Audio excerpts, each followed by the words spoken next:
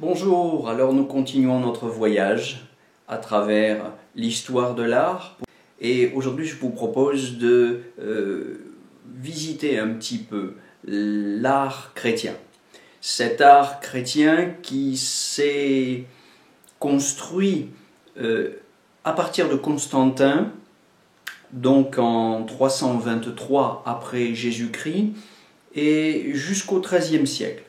Considérons qu'après, quand on va entrer dans la Renaissance, il se passe autre chose.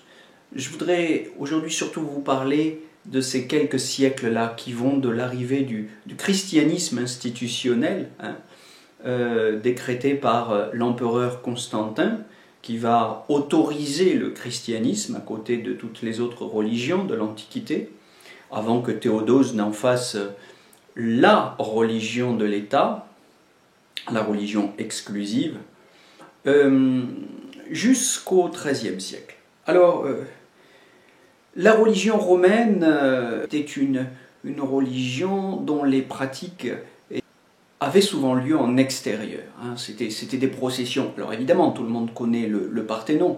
Ne disons pas qu'il n'y avait pas de lieu spécifique, de temple, pour la pratique de ces religions, mais elles se donnaient libre cours dans la nature, dans les rues d'Athènes, à l'occasion de processions. Les statues de Phidias, on les trouve à tous les coins de rue.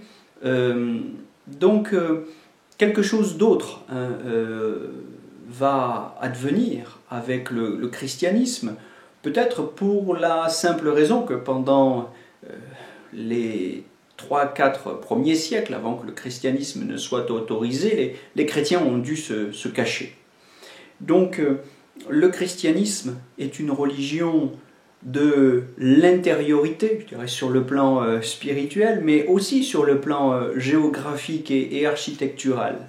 C'est une religion qui va avoir besoin d'édifices, qui va donner à l'Église, l'ecclésia de Jésus, qui n'est autre que l'assemblée des fidèles, qui va lui donner une consistance matérielle à travers les murs de l'Église. La messe se dira au maître-autel. Donc, une nouvelle religion, de nouvelles pratiques et un art architectural tout à fait nouveau dont il faudra reparler. Donc nous aurons à reparler de ces églises, l'église en plan de croix latine, l'architecture romane, l'architecture gothique disent des choses très intéressantes sur le plan du rapport de l'homme à la nature, à la création, à ce qu'il dépasse, au sens de sa vie. Parlons d'abord tout simplement des basiliques, un terme qui vient du mot basileus, qui veut dire le roi. Ces lieux où l'on célèbre le roi, qu'est Jésus. La question se pose de leur décoration. La question va se poser de savoir si, oui ou non, on acceptera les images qui représentent Jésus. Il y a des débats qui sont bien antérieurs à Jésus lui-même, bien antérieurs a fortiori au christianisme institutionnel, dans le judaïsme, sur la possibilité de représenter Dieu, puisque vous savez qu'il y a un interdit formulé dans le décalogue, dans les 10 commandements, que tu ne te feras pas d'image de ton Dieu, tu n'en feras pas d'image. Donc, si Jésus est Dieu pour les chrétiens, la question se pose évidemment de savoir si nous ne commettons pas une faute à l'égard de ce premier commandement en le représentant. La question du statut de la peinture, de la possibilité, de la légitimité de la peinture va se poser. Pour les chrétiens, les premiers en tout cas, ceux des premiers siècles, la statuaire, la statuaire était incompatible avec leur foi. Donc la question de la représentation de Jésus sous forme d'une sculpture, c'est absolument impensable. Il faudra attendre le Geronkreuz à la fin du IXe siècle pour avoir une première représentation sculpturale de Jésus. Pour ce qui est de la peinture,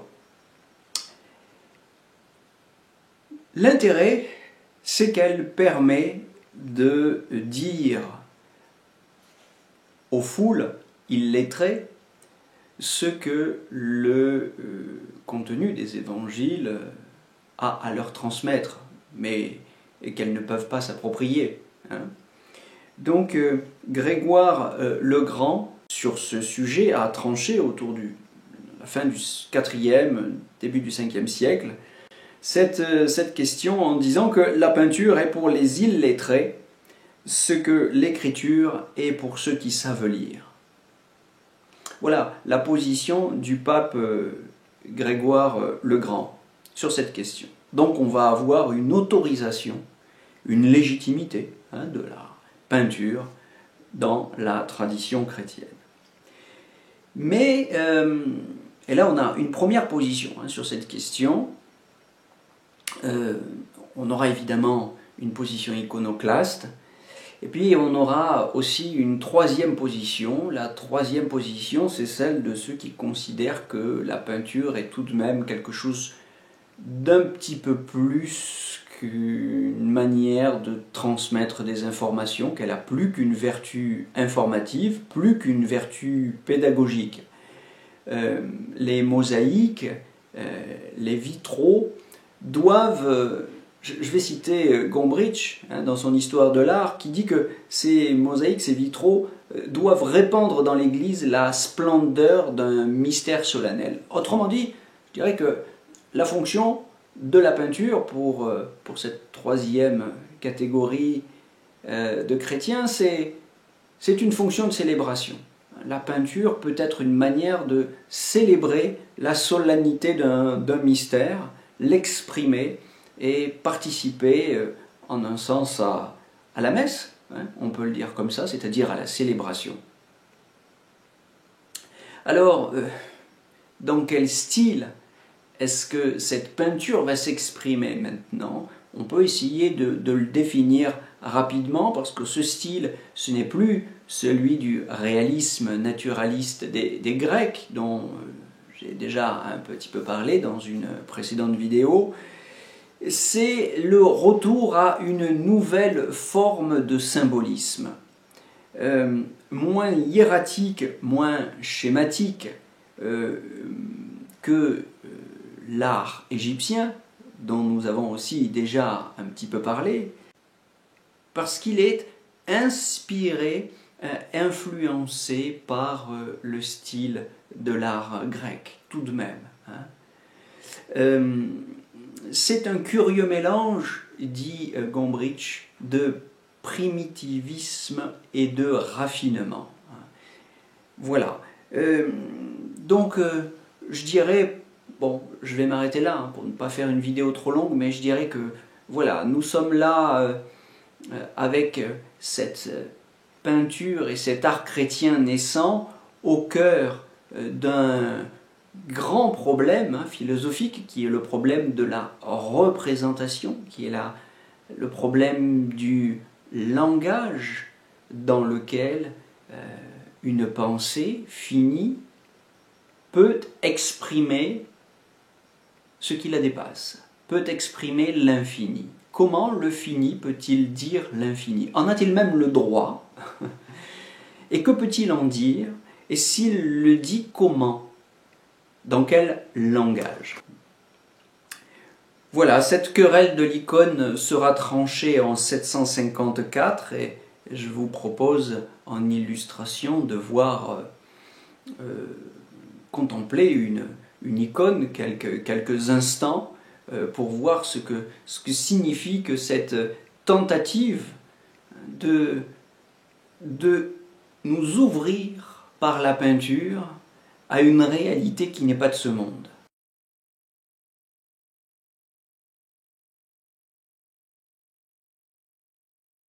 cet art est au cœur de la querelle de l'icône, et l'icône, ce n'est donc pas l'idole, cette idole imposante, effrayante, à la fois fascinante et effrayante, que les Grecs ont essayé de matérialiser dans le marbre par leur statuaire. L'icône, c'est tout autre chose. L'icône n'impressionne pas, elle ne terrifie pas. L'icône ouvre sur la douceur d'un monde différent, elle est un avant-goût de la douceur du royaume céleste. C'est un reflet du monde céleste, une fenêtre ouverte sur un au-delà. Donc, retenons bien cette différence entre l'idole et l'icône, et retenons bien la raison pour laquelle les défenseurs de l'icône, c'est-à-dire la possibilité de représenter le divin par la peinture, ou même par la sculpture ensuite plus tard, cet argument, c'est l'idée que, disent-ils, je vous les cite, nous n'adorons pas les images elles-mêmes, comme le faisaient les païens, parce que ça c'est l'idolâtrie, nous sommes d'accord, nous adorons Dieu et les saints à travers leurs images. D'où la définition que je propose de l'icône, comme une fenêtre ouverte sur l'au-delà, comme une fenêtre finie, ouverte sur l'infini. Je vous souhaite une bonne méditation et à bientôt pour la suite de notre voyage à travers l'art des grandes civilisations.